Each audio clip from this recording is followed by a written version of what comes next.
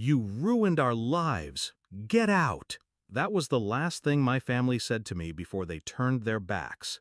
Not one person defended me. Not one. So I left. No explanation, no fight, just the quiet slam of a door that, in truth, had been closing for years. And a month later, when I saw 50 missed calls lighting up my phone, I knew. They finally understood what I'd done, what I'd taken with me. It hadn't always been this way. There was a time I would have bled for them. The oldest child, the dependable one, the one who carried their burdens so they could breathe easier. Bills that weren't mine, I paid. Secrets that weren't mine, I buried. Dreams that weren't mine, I abandoned. They called it love, family duty, but it was never equal. It was servitude dressed as devotion.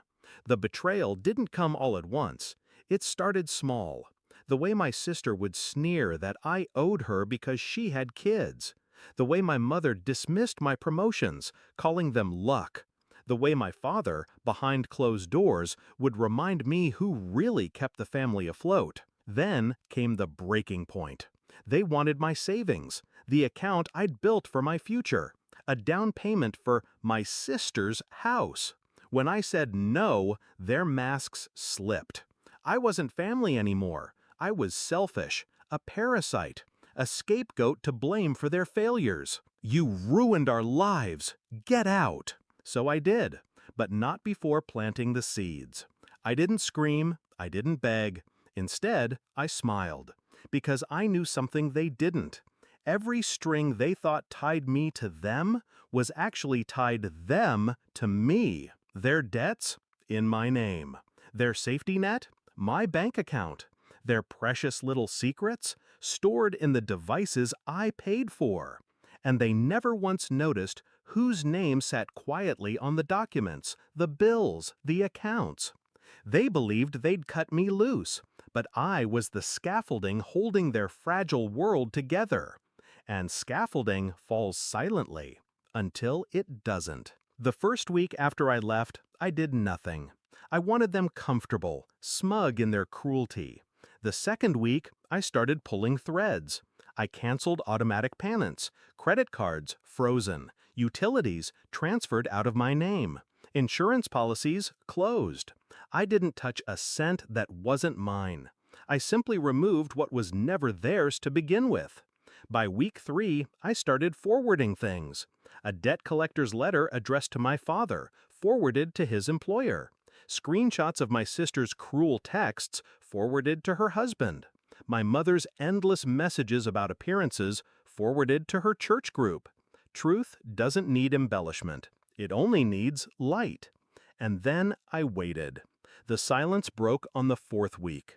First came the texts, then the calls. At first demanding, then pleading, then frantic.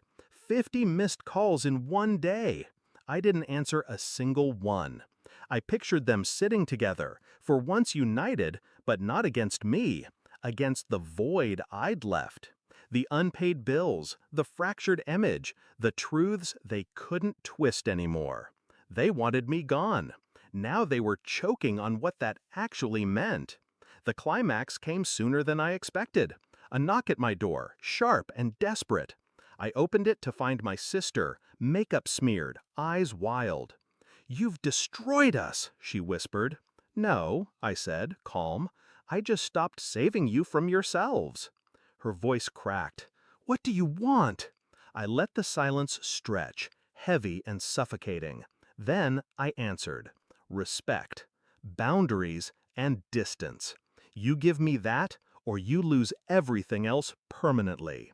For once, she didn't argue. She just stared, finally seeing me not as the family's safety net, but as something else, a force she couldn't control. Now, weeks later, the calls have slowed. They're learning. They've had to. I don't feel guilt. I feel free. Because here's the truth they never wanted to face. I didn't ruin their lives. I just stopped carrying them. And when I walked away, I took back every piece of myself they thought belonged to them. That's why they call now.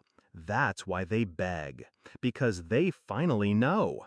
They never had power over me. I had it over them.